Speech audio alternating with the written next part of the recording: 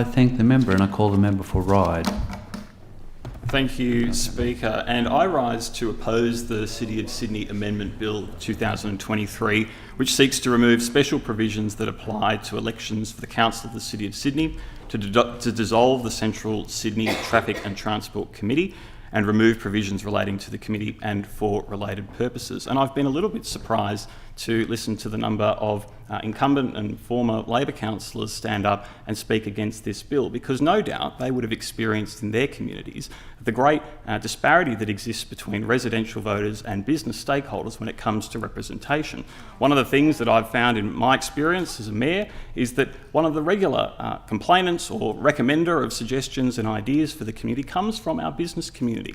And yet there is no inherent accountability between the elected body and those business stakeholders, because they, of course, don't have a vote. And I think that that is wrong.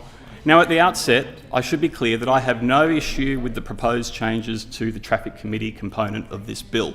I think that if the City of Sydney has its own plan and agenda for traffic, then we should entrust them with that.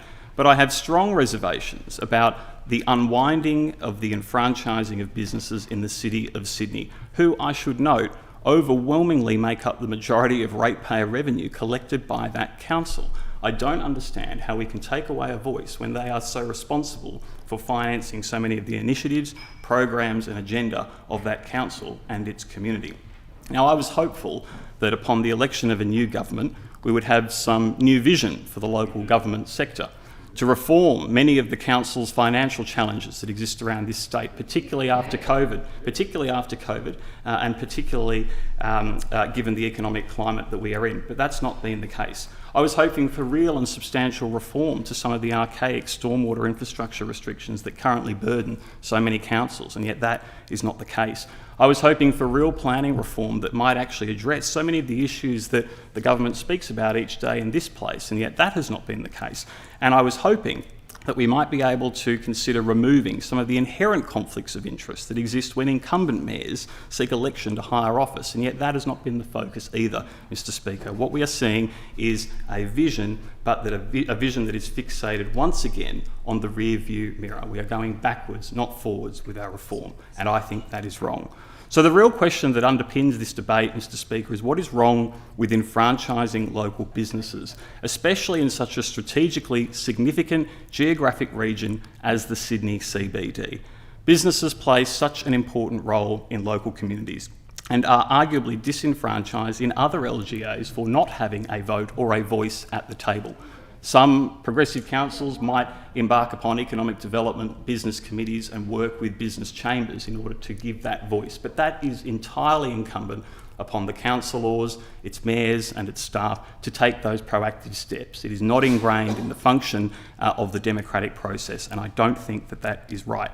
Those councillors and mayors are not in any way accountable because those businesses cannot express themselves democratically via the ballot box.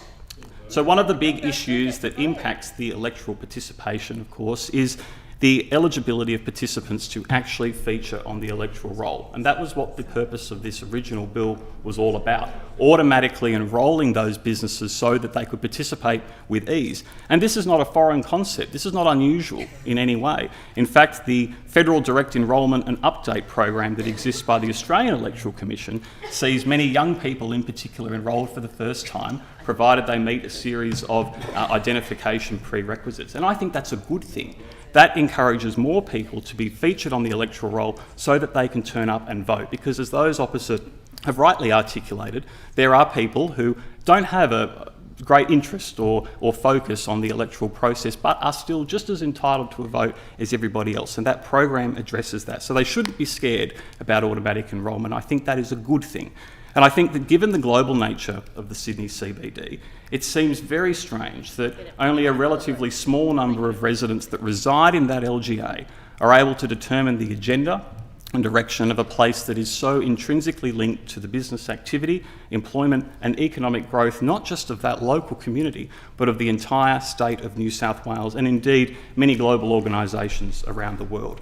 And I think that there is an argument to be made to better enfranchise those business stakeholders in more parts of New South Wales, especially where they are of strategic economic benefit to the state. And I think of areas like Parramatta, Wollongong, Newcastle are major hubs where we can do so much to help do more for those businesses.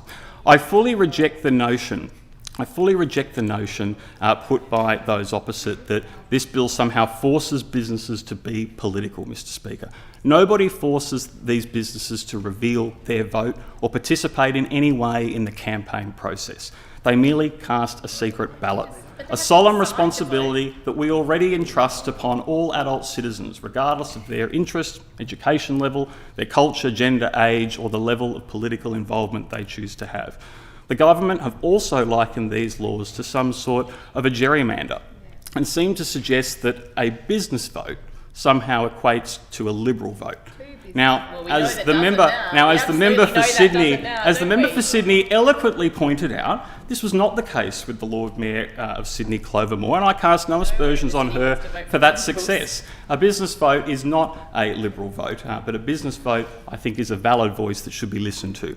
The real gerrymander, though, in my view, is that this government's excising of the Sydney CBD from their housing supply planning reforms. I think that is a true and genuine gerrymander of a council's voter base, because this is an attempt to restrict the number of eligible citizen votes from the Sydney LGA, which will have a far greater consequence on electoral outcomes than enfranchising a few local businesses. That is the real difference that we are talking about here. Now, let's also be clear, because there's been a lot of misinformation put out around who can actually vote and the value of those votes. So let's talk about who can actually vote under these business enfranchisement laws, which, even according to the City of Sydney Council website, is clear does not result in a consolidation of votes as those opposite would have the public believe. So we'll go through the three categories. Property owners. It says that you may be entitled to vote as a non-resident owner if you meet all of the criteria listed. If you or your corporation own rateable property, residential or business, but excluding utility lots, by yourself or with others in the City of Sydney local area. If you are also enrolled, your enrolled residential address is not in the City of Sydney local area. I think that's an important point to note. And of course, that you are entitled to vote in Australian elections. So what about property occupiers?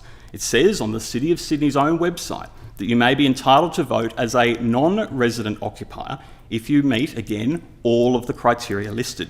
You or your corporation occupy rateable property, residential or business, but excluding utility lots, by yourself or with others in the City of Sydney local area. You pay $4,000 or more a year to occupy the property by yourself or with others. You have occupied the property continuously for the previous 3 months, so there is some level of involvement in that community. Your enrolled residential address is, again, not in the City of Sydney local area, and you are entitled to vote in Australian elections. All very fair. And finally, the rate-paying lessee. It says on the City of Sydney's website that you may be entitled to vote as a non-resident rate-paying lessee if you meet all of the criteria listed. You or your corporation lease rateable property, residential or business, but excluding utility lots, by yourself or with others in the City of Sydney local area. You pay $4,000 or more a year in lease payments for the property, which includes a contribution to rates by yourself or with others. You have leased the property continuously for the previous 3 months. Your enrolled residential address is not in the City of Sydney local area, and you are entitled to vote in Australian elections. I am disappointed that this government's first priority when it comes to local government has been to unwind reform rather than institute reform of its own. Local government is, in my view, and I do speak from personal experience, too important to be cast aside as an afterthought. And while I am not hopeful, I would strongly encourage this new government to use its imagination and actually do something for with the extraordinary opportunity that they have been granted to make local government and the sector a better place for communities and all the stakeholders that reside in their LGAs. I thank the member and call